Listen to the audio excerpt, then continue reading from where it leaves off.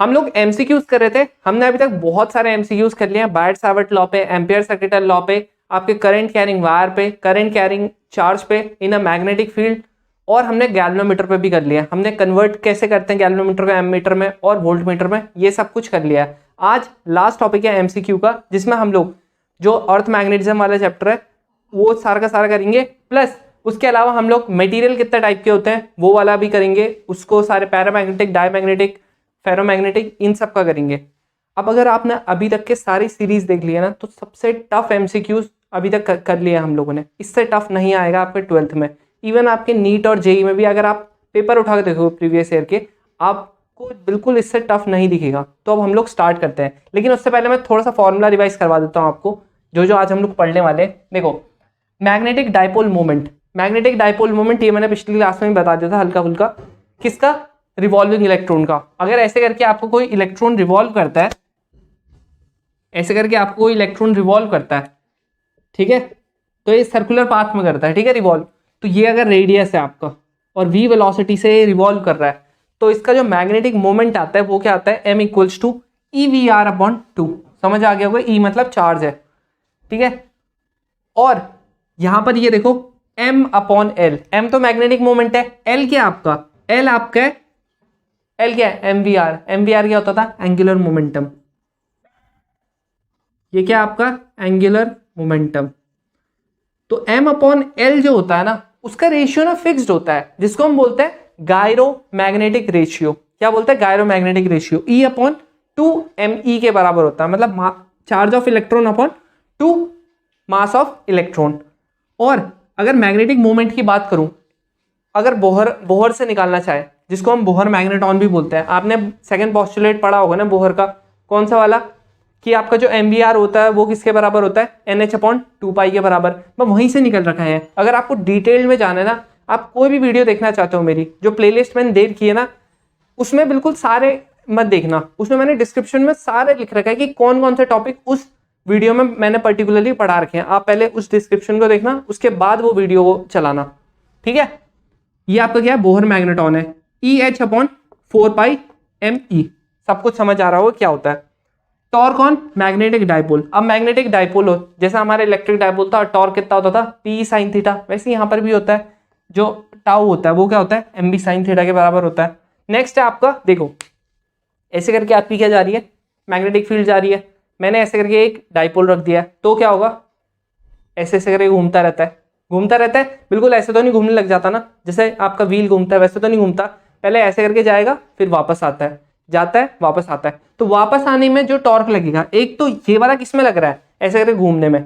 अब जो है वापस आने में जो टॉर्क लग रहा है वो कितना होता है आपका? वो होता है -I∝। I क्या है आपका? इनर्शिया। जैसे मास होता है ना, लेकिन रोटेटिंग बॉडी में क्या होता है? आपका मास फिक्स नहीं होता है, इसलिए वहां पर हम क्या कर देते हैं? इनर्शिया कर देते हैं। अल्फा क्या आपका?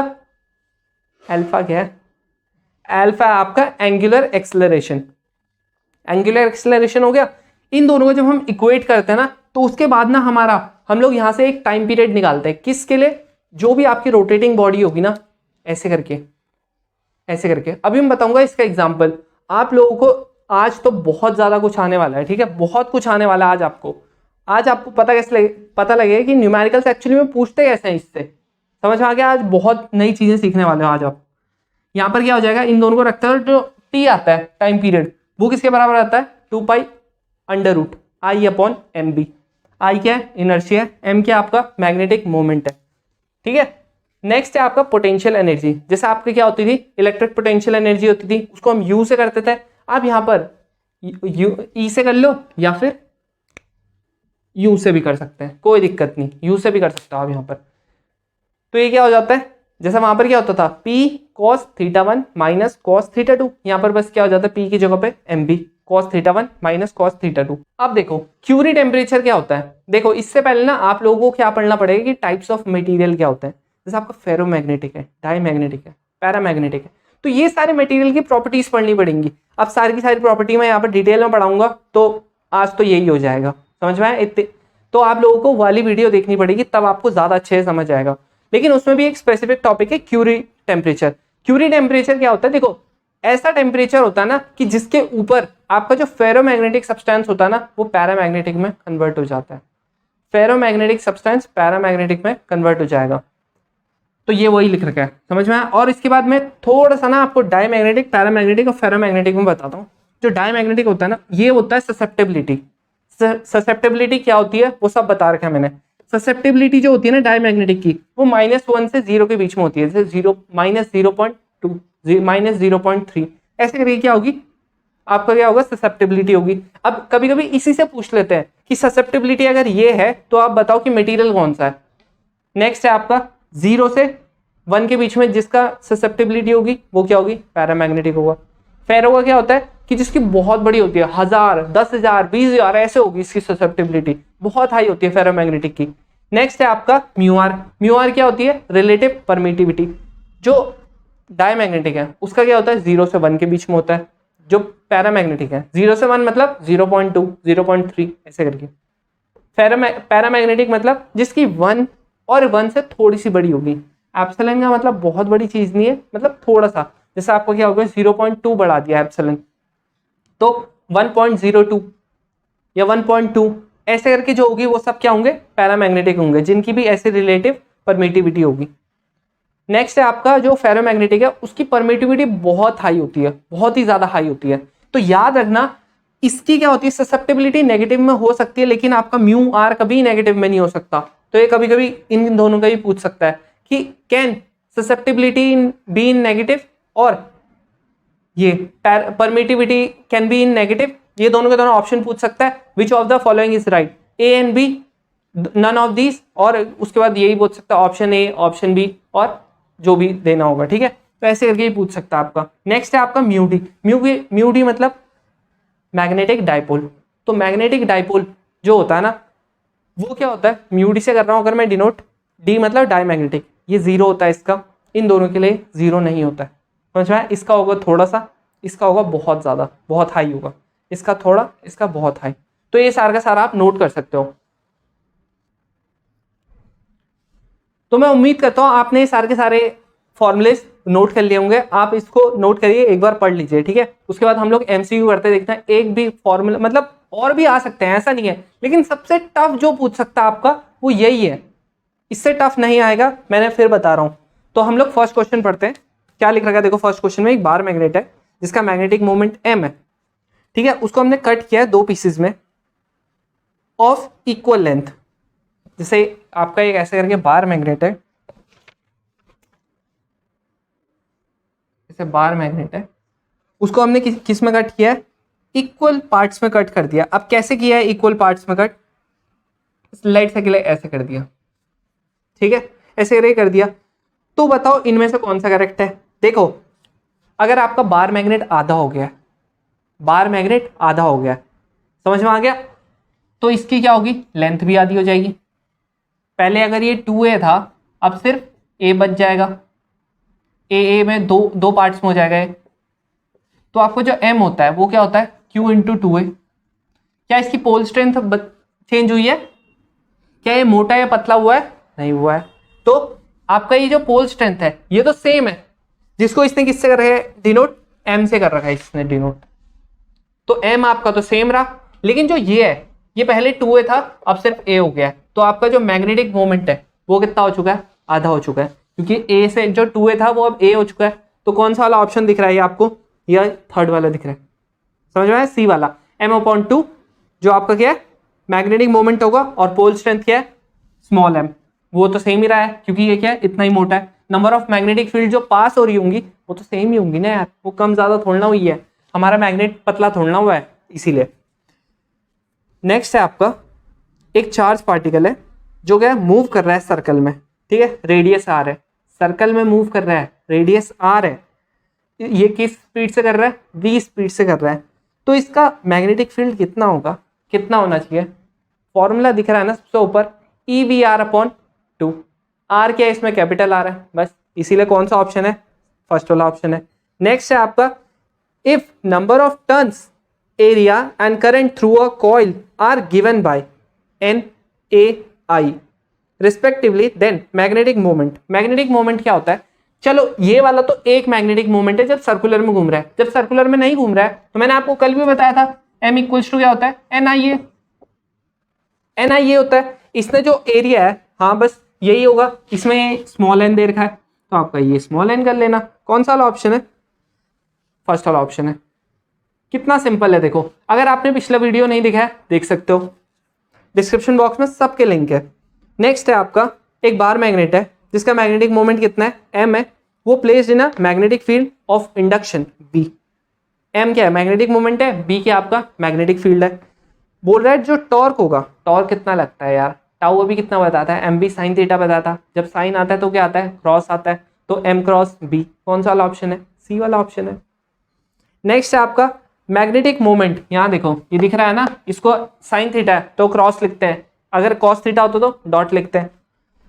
नेक्स्ट ये आपका जो बार मैग्नेट है उसका मैग्नेटिक मोमेंट दे रखा है इसने 2 × 10⁴। वो रोटेट करता है फ्रीली हॉरिजॉन्टल प्लेन में। एक हॉरिजॉन्टल मैग्नेटिक फील्ड है, बी दे रखा है आपको 6 × 10⁻⁴ जो एग्जिस्ट करता है स्पेस में। The work done in moving the magnet slowly from a direction parallel to the magnetic field to the direction 60 degree from the field. आपका मैग्नेटिक फील्ड है, उसने आपको एम दे रखा है, उसने आपको बी दे रखा है, उसने आपको थीटा दे रखा है। पहले बोलता है कि पैरेलल था आपका मैग्नेट, बाद में बोलता है कि क्या हो गया? 60 डिग्री घूम गया। पहले पैरेलल था, अब 60 डिग्री घूम गया। तो पहले पैरेलल और बाद में 60 डिग्री घूम गया तो क्या होगा? फॉर्मूला दिख रहा है, एनर्जी पूछ रहा है वो आपसे, तो आप निकाल सकते हो। कितना हो जाएगा? 2 × 10⁴। ये वाले फॉर्मूले से कर रहा हूँ, हाँ। 6 × 10⁻⁴। ये कितना हो जाएगा? 1 - हाफ। ये कितना हो जाएगा? हाफ इंटू 2 इंटू ये वाले से यह कट जाएगा 6 जूल। कौन सा वाला ऑप्शन है? सी वाला ऑप्शन है। देखा, सीधा डायरेक्ट फॉर्मूला बेस आता है। ये तो सबसे इजी वाला हो गया, ठीक है। तो ऐसे इजी भी आते हैं, आपको ज्यादातर इजी आएंगे जो 12th वाले हैं, उनको बहुत ज्यादा टफ नहीं आएंगे। नेक्स्ट है आपका जो वर्क डन है in turning a magnet of magnetic moment M by an angle 90 degree. अगर आपको मैग्नेट घुमाना है कितने से? 90 डिग्री से घुमाना है, ठीक है। कहां से? From the meridian is n times the corresponding work done to turn it through an angle of 60 degree. मतलब क्या बोलता है? देखो ऐसे करके ना आपका एक बार मैग्नेट रख रखा है, बार मैग्नेट है, ठीक है। ये बार मैग्नेट है, ये क्या करता है? ऐसे करके हम लोगों को, अगर इसको मेरिडियन ये होता है, ठीक है, ये होती है ये। अगर मुझे इसको सीधा 90 डिग्री घुमाना है, यहां से ऐसे करके घुमाना है मैंने, और दूसरा केस ये बोल रहा है कि ये आपका क्या है? बार मैग्नेट ही है। दूसरे में मुझे इसको सिर्फ 60 डिग्री घुमाना है। लेट्स से के लिए W1 वर्क है, यहां पर W2 वर्क है। तो जो W1 वर्क है ना, क्या बोल रहे हैं? The work done in turning a magnet of magnetic moment m by an angle 90 degree from the meridian is n times. मतलब जो W1 है वो क्या आपका n टाइम्स है W2 पे, ठीक है। तो W1/W2 का रेशियो क्या आ गया? n आ गया। अब देखो आप क्या कर सकते हो, देखो इसने बोला है कि बी चेंज होगा, बी चेंज होगा बोला है? नहीं बोला है। वर्क डन यही होता है, देखो एनर्जी और वर्क डन सेम होती है, ठीक है। तो ये वर्क डन निकालेंगे। आपको ये पता है कि W1/W2 क्या होगा? n होगा। यहाँ पर u पता है, तो u का हम लोग कैसे अरे करेंगे? देखो जो u1 या इसको W1 लिख लेते हैं, ये क्या हो जाएगा? m और b तो सेम है। पहले वाले में क्या करना है आपने? इसको, ये क्या आपका 0 डिग्री है, 0 डिग्री से कहाँ घुमाना है? 90 डिग्री घुमाना है। सेकेंड वाले में क्या बोल रहा है कि 0 डिग्री से 60 डिग्री घुमाना है, 0 डिग्री से 60 डिग्री घुमाना है। दोनों का अपॉन करता हूं, MB से MB कट गया, ये मेरा होता है 1, ये मेरा होता है कितना?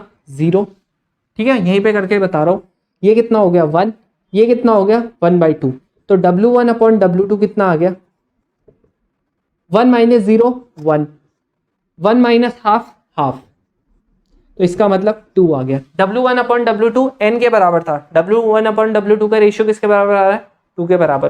तो आपका क्या हो गया आंसर? आंसर क्या हो जाएगा? आंसर हो जाएगा 2। समझ में आया कैसे किया? बस मुझे क्या करना था, ये मुझे सब पता लग गया था। उसने बोला मेरिडियन से 90 डिग्री घुमाना है पहले केस में, दूसरे में बोला 60 डिग्री घुमाना है। आंसर है अपने पास कितना? 2।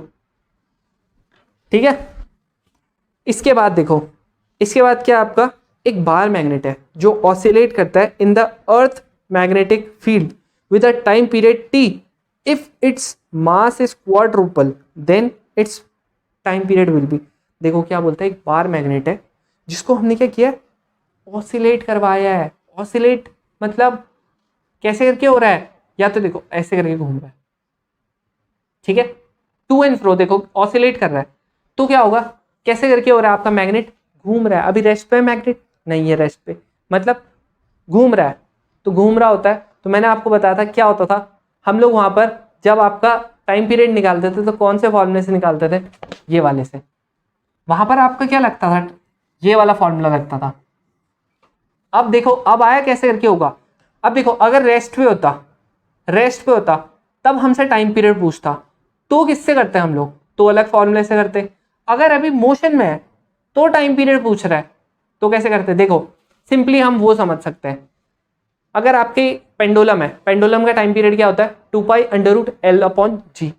लेकिन वहीं अगर मैं किसी कोई भाग रहा है उसका टाइम पीरियड निकालना है, तो क्या करूंगा? सिंपल, उसने जितना डिस्टेंस कवर किया अपॉन जितनी स्पीड से भाग रहा होगा वो टाइम पीरियड होता है। वैसे ही यहां पर है, ये क्या आपका जब ऑसिलेट कर रहा है, जब मोशन में है, कैसा? ऐसे सर्कुलर मोशन ऑसिलेट कर रहा है, ठीक है।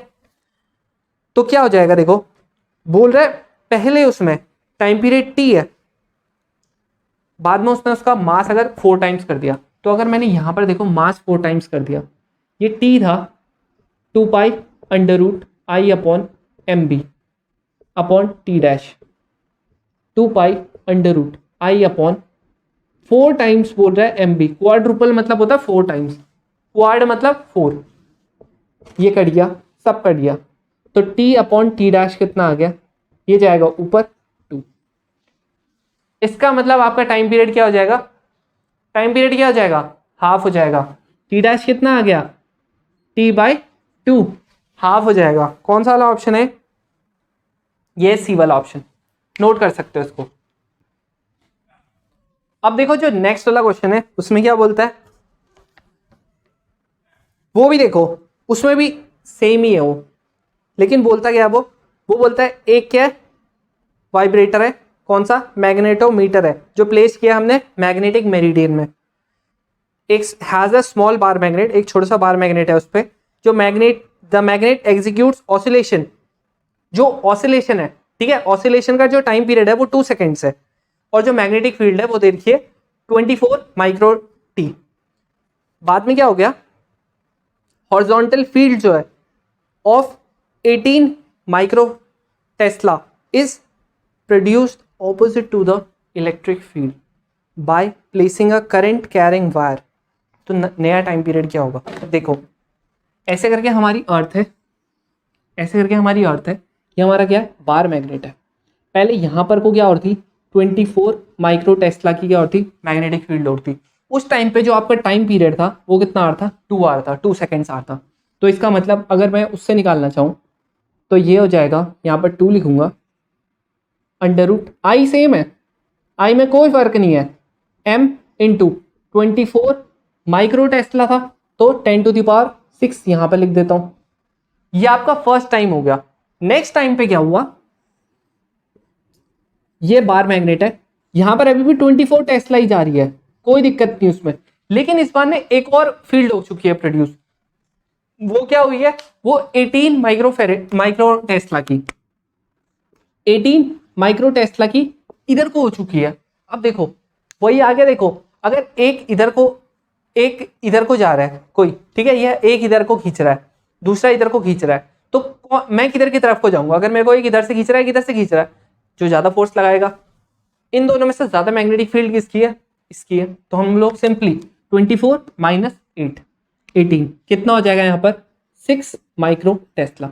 जो ये क्या आपका रिजल्टेंट मैग्नेटिक फील्ड है, MR, रिजल्टेंट मैग्नेटिक फील्ड। तो यहाँ पर आप अगली बार वो रख देना, तो 2π√I upon m into 6 micro Tesla. इनका चुपचाप रेशियो निकालो, इससे ये कट जाएगा, I से ये, दोनों से ये, 6 से ये, 2 upon t equals to under root ये कितना हो जाएगा, ये पूरा ही अंडर रूट में कर देते हैं, ये 6 हो जाएगा, ये 24 हो जाएगा, ये पूरा ऊपर से ले आएगा, ये वाला नीचे आ जाएगा, ये कितना हो जाएगा 4। तो t upon 2 equals to 1 upon 2, t कितना आ गया 4 सेकेंड्स। कितना आ गया t, 4 सेकेंड्स आ गया। ये समझ में आ गया कैसे करके किया हम लोगों ने। अब जो आपका नेक्स्ट वाला क्वेश्चन है, देखो उसमें क्या बोलता है। अब देखो क्या बोलता है, इसमें 2 बार मैग्नेट है, एक का मैग्नेटिक मोमेंट m है, दूसरे का 2m है। Are firstly placed in such a way that their similar poles are on the similar side. मतलब ऐसे करके आपका एक बार मैग्नेट है, दूसरा आपका ऐसे करके है, इसका m है बार मैग्नेटिक मोमेंट, इसका 2m है। अभी क्या है, इसका नॉर्थ यहां पर है, इसका नॉर्थ यहां पर है, साउथ यहां पर है, साउथ यहां पर है, ठीक है। नेक्स्ट टाइम पे क्या किया इसने, ऐसे करके आपका जो बार मैग्नेट था उसमें थोड़ा सा चेंज कर दिया, यहां पर नॉर्थ कर दिया, यहां पर साउथ कर दिया, मतलब उल्टा रख दिया। तो देखो अब जैसा आपके डायरेक्शन में हुआ था, मैग्नेटिक फील्ड में हुआ था, सेम यहां पर भी होगा। यहां पर जो आपका टोटल मैग्नेटिक फील्ड बनेगा, टोटल की जगह और अच्छा बोल तो रिजल्टेंट जो बनेगा मैग्नेटिक मोमेंट, वो कितना बनेगा 3m बनेगा। लेकिन यहां पर क्या हो जाएगा, यहां पर वही चीज सिर्फ m रह जाएगी। क्यों, क्योंकि ऑपोजिट डायरेक्शन में है, समझ में है, ऑपोजिट डायरेक्शन में, इसीलिए क्या होगा कम हो जाएगा। अब आपको देखो, अब इस बार m में आ रहा है चेंज, m में चेंज आ रहा है, तो आपका जो वो होगा टाइम पीरियड निकाल लेंगे, तो टाइम पीरियड कितना हो जाएगा, पहले केस में तो कितना हो जाएगा, ये 3mb हो जाएगा, बाकी कुछ चीज चेंज नहीं होगा। ये t1 मान लेते हैं और यहां पर ये t2 मान लेते हैं, I अपॉन mb, इससे कट जाएगा ये पूरा, ये इससे कट जाएगा, ये जो t1 अपॉन t2 है वो कितना आ जाएगा 1 अपॉन अंडर रूट 3। अब जो आपका t2 है वो कितना आ रहा है अंडर रूट 3 t1। इसका मतलब आपका जो t2 है वो क्या है, बड़ा है t1 से, तो t2 greater than t1। Option कौन सा है, ये देख सकते हो, ऑप्शन ए, ठीक है। अब देखो जो आपका नेक्स्ट वाला क्वेश्चन है, इसमें क्या बोलता है, टेस्ला किसकी यूनिट है, थर्ड वाला मैग्नेटिक इंडक्शन की। नेक्स्ट है आपका, if a diamagnetic substance is brought near north और south pole of a bar magnet it is. अब देखो अगर आपने ना मैग्नेटिज्म का वो जो सेकंड वाला पार्ट है, मतलब जो अर्थ मैग्नेटिज्म वाला चैप्टर है जिसमें फेरोमैग्नेटिक, पैरामैग्नेटिक और डाईमैग्नेटिक मटेरियल हमने बता रखे ना, तो वो अगर आपने नहीं पढ़ा है ना, तो ये वाले क्वेश्चंस तो नहीं आने वाले, तो आप उसको पहले पढ़ सकते हो, जिसको आता है वो कंटिन्यू कर सकते हैं। तो देखो जो आपका डाईमैग्नेटिक सब्सटेंस होता है ना, वो हमेशा मैग्नेटिक मोमेंट, बहुत ही छोटी मैग्नेटिक मोमेंट प्रोड्यूस करता है, लेकिन ऑपोजिट डायरेक्शन में करता है। अगर आपकी मैग्नेटिज्म की डायरेक्शन इधर को है, आपका मैग्नेटिक मोमेंट की डायरेक्शन इधर को जाएगी, किसके केस में, डाईमैग्नेटिक। लेकिन वहीं अगर पैरामैग्नेटिक की करूँ बात, वो सेम डायरेक्शन में करता है लेकिन छोटी सी करता है। फेरोमैग्नेटिज्म तो बहुत ज्यादा करता है और सेम मैग्नेटिक फील्ड की डायरेक्शन में करता है। तो इसका क्या हो जाएगा, रिपेल्ड बाय बोथ पोल्स, दोनों के दोनों पोल से हल्का रिपेल्ड होगा, समझ आया, थोड़ा सा दूर जाएगा। नेक्स्ट वाला क्या है, जो डाईमैग्नेटिक मटेरियल है in a magnetic field moves, diamagnetic material कहाँ को मूव करता है, फर्स्ट ऑप्शन जो है perpendicular to the plane from weak to strong part. अब अगर कोई भी चीज रिपेल कर रही है तो स्ट्रॉन्ग से हमेशा वीक की तरफ को जाएगी, है ना, रिपेल कर रही है वो। अगर देखो यहां पर अगर हम देखेंगे, पहले अगर हमने यहां पर रखी है अपनी, यहां पर रख दिया हमने अपना जो पैरामैग्नेटिक डाईमैग्नेटिक मटेरियल है, यहां पर तो क्या होगी आपकी, बहुत ही ज्यादा स्ट्रांग होगी मैग्नेटिक फील्ड। ये क्या करेगा, थोड़ा सा दूर जाने की कोशिश करेगा, यहां पर जब पहुंचेगा यहां पर बहुत वीक होगी तब जाके। और मैंने यहां पर प्लेट्स में भी समझाया था आपको, अगर आपने ऐसे करके रखा हुआ है, ऐसे करके पहले आपने अगर यहां पर पूरा का पूरा फैला रखा है आपने अपना डाईमैग्नेटिक सब्सटेंस, बाद में क्या होता था वो बिल्कुल हम्प बना देता था, कहां पर, यहां पर बीच में, क्योंकि यहां पर सबसे कम आपकी मैग्नेटिक फील्ड होती थी। ये सब चीज पढ़ना है, ठीक है। नेक्स्ट जो आपका the magnetic moment of a diamagnetic atom, magnetic moment क्या होता है डाईमैग्नेटिक एटम का, बता रखा है, 0 होता है। नेक्स्ट है if the magnetic dipole moment of an atom of a diamagnetic material, paramagnetic material and ferromagnetic material, इससे रिप्रेजेंट कर रखा है, तो इनमें से कौन सा सही होगा? देखो फर्स्ट वाले ऑप्शन में जो डायमैग्नेटिक का है 0 है, जो आपका पैरामैग्नेटिक का है नॉट 0 है, बिल्कुल सही है। और बाकी के ऑप्शन देखोगे तो उसमें कुछ ना कुछ कमी दिख रही होगी। जैसे सेकंड वाले में बोल रहा है जो डायमैग्नेटिक होता है उसका 0 नहीं होता, लेकिन पैरामैग्नेटिक का 0 होता है, ऐसा ढूंढना होता है। बाकी के ऑप्शन में कुछ ना कुछ कमी होगी। नेक्स्ट है आपका, in which type of material the magnetic susceptibility does not depend on temperature. जो मैग्नेटिक ससेप्टेबिलिटी है वो किस में टेम्परेचर पर डिपेंड नहीं करती है, वो डायमैग्नेटिक में करती है। ये प्रॉपर्टी होती है। पैरामैग्नेटिक, जैसे देखो फेरोमैग्नेटिक क्या होता है आपका, डायमैग्नेटिक में पैरामैग्नेटिक में कन्वर्ट हो जाता है। जो फेरोमैग्नेटिक होता है कहाँ पर, क्यूरी टेम्परेचर पे, उसके ऊपर, समझ पाए? तो इसीलिए आपको क्या यहाँ पर ध्यान रखना पड़ेगा कि जो डायमैग्नेटिक है वो बिल्कुल टेम्परेचर पे डिपेंड नहीं करता, वो इंडिपेंडेंट ऑफ टेम्परेचर होता है। समझ में आ गया? जो नेक्स्ट है आपका, according to Curie law the magnetic susceptibility of a substance at the absolute temperature is proportional to, जो m है वो क्या है, प्रोपोर्शनल है 1/t के। तो 1/t कौन सा ऑप्शन है? सी वाला। क्यूरी टेम्परेचर के ऊपर क्या करता है, जो फेरोमैग्नेटिक होता है पैरामैग्नेटिक बन जाता है। नेक्स्ट है निकल के आपका फेरोमैग्नेटिक प्रॉपर्टी होती है उसकी, अगर आपने उसको क्या कर दिया, ये बोल रहा है एट रूम टेम्परेचर पे तो फेरोमैग्नेटिक प्रॉपर्टी शो करता है, लेकिन जब आप उसको क्या कर दोगे, बहुत ही हाई कर दोगे, क्यूरी टेम्परेचर से भी ज्यादा गर्म कर दोगे, तब क्या करेगा, पैरामैग्नेटिक की तरह बिहेव करेगा। नेक्स्ट है आपका इलेक्ट्रोमैग्नेटिक, ये आपका आ गया हिस्टैरिसीस। हिस्टैरिसीस भी पढ़ना पड़ेगा। हिस्टैरिसीस में दो प्रॉपर्टी होती है, एक होता है रिटेंटिविटी, दूसरी होती है कोरोसिविटी। रिटेंटिविटी मतलब आपका मटेरियल कितने देर तक क्या कर सकता है, मैग्नेटिज्म को होल्ड कर सकता है, कितने देर तक मैग्नेटिज्म को होल्ड कर सकता है। जैसे आपने मैग्नेटिक फील्ड पास करवाई किसी मटेरियल से, तो वो कितने देर तक मैग्नेटाइज रहेगा उस मैग्नेटिक फील्ड की वजह से, वो क्या होती है, रिटेंटिविटी, मैग्नेटिज्म रिटेन करने की पावर। कोरोसिविटी क्या होती है कि वो कितना, मतलब अगर आपने उसको मैग्नेटिक फील्ड देनी शुरू की तो वो कितने देर तक मैग्नेटाइज नहीं होगा, वो होती है कोरोसिविटी। क्यों, अगर आपने जैसे सपोज करो 10 सेकंड तक मैग्नेटिक फील्ड दी, फिर भी वो क्या नहीं हुआ, मैग्नेटाइज नहीं हुआ, तो उसकी लो कोरोसिविटी है। अब देखो, अगर आप परमानेंट मैग्नेट चाहते हो, आप चाहते हो कि मेरा मैं कहीं पे भी रखूं उसको, ये मैग्नेट मतलब इसमें मैग्नेटिक प्रॉपर्टी रहे, जो आपका मैग्नेट जो आप देखते हो बाहर मैग्नेट होता है, जो स्पीकर के पीछे लगा होता है, बहुत जगह होता है। तो आप क्या चाहते हो, एक तो क्या हो, वो मैग्नेटिज्म को रिटेन करके रखे, मतलब रिटेंटिविटी क्या होनी चाहिए, हाई होनी चाहिए, तभी होगा मैग्नेटिज्म रिटेन।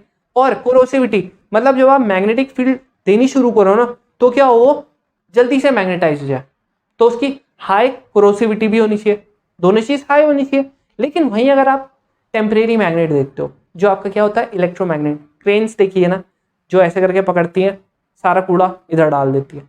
तो आपको अगर वाला चाहिए तो वहां पर क्या होता है, टेम्परेरी मैग्नेट होता है। क्या चाहिए होगा कि जो वो, जब मैं उसको क्या करूं, जैसे ही मैं करंट हटाऊं, जैसे मैग्नेटिक फील्ड हटाऊं, वैसे क्या हो जाए, एकदम से आपका सारा का सारा मैग्नेटिज्म लूज हो जाए। यही चाहते हो, तभी तो, नहीं तो छोड़ेगी ही नहीं वो, उसने कूड़ा यहां से पकड़ा, यहां को किया, वो छोड़ ही नहीं रही। तो आप क्या चाहोगे, रिटेंटिविटी क्या उसकी लो, और क्या चाहोगे आप कि आपकी जो कोरोसिविटी है वो क्या हो जाए, वो जल्दी से क्या हो जाए, मैग्नेटाइज होना शुरू हो जाए। जैसे देखो परमानेंट मैग्नेट में क्या होता है, हाई कोरोसिविटी, मतलब आप ज्यादा देर तक मैग्नेटिक फील्ड दोगे तब वो मैग्नेटाइज होगा। क्या होगा, ध्यान से सुनना, जब आप ज्यादा देर तक मैग्नेटिक फील्ड दोगे तब जाके वो मैग्नेटाइज होना शुरू होगा। समझ में आ गया, मैग्नेटाइज होना तब शुरू होगा। तो इसीलिए जो परमानेंट मैग्नेट होता है, ये ध्यान में रखना, उसकी दोनों की दोनों क्या होनी चाहिए, हाई कोरोसिविटी भी होनी चाहिए और हाई परमिटिविटी, वो रिटेंटिविटी भी होनी चाहिए। कोरोसिविटी क्या होती है कि आप कितने देर तक मैग्नेटिक फील्ड दोगे तब जाकर वो मैग्नेटाइज होगा, तो वो होता है। लेकिन टेम्परेरी मैग्नेट में क्या चाहते हो कि आपका एक तो आप ज्यादा देर तक मैग्नेटिक फील्ड भी ना रखे अपने पास, मतलब मैग्नेटाइज ना हो ज्यादा देर तक, और जल्दी से ही मैग्नेटाइज हो जाए। तो इसीलिए आपको जो टेम्परेरी मैग्नेट है उसमें क्या चाहिए, आपको low retentivity and low coercivity. Next question में वही बोलता है कि इलेक्ट्रोमैग्नेट है जिसमें मैंने सॉफ्ट आयरन लगाया, उसमें क्या चाहिए मेरे को, तो क्या, लो रिटेंटिविटी एंड लो कोरोसिविटी। कौन सा ऑप्शन है, सेकंड वाला ऑप्शन है। नेक्स्ट क्या है, for protecting a sensitive equipment from external magnetic field. अगर आपको एक सेंसिटिव मटेरियल है, इक्विपमेंट है, उसको आपको क्या करना है, मैग्नेटिक फील्ड से बचा के रखना है, तो क्या करेंगे हम लोग, सिंपल सी बात है यार, हम इलेक्ट्रिक फील्ड से कैसे बचाते थे, कैविटी बना देते थे।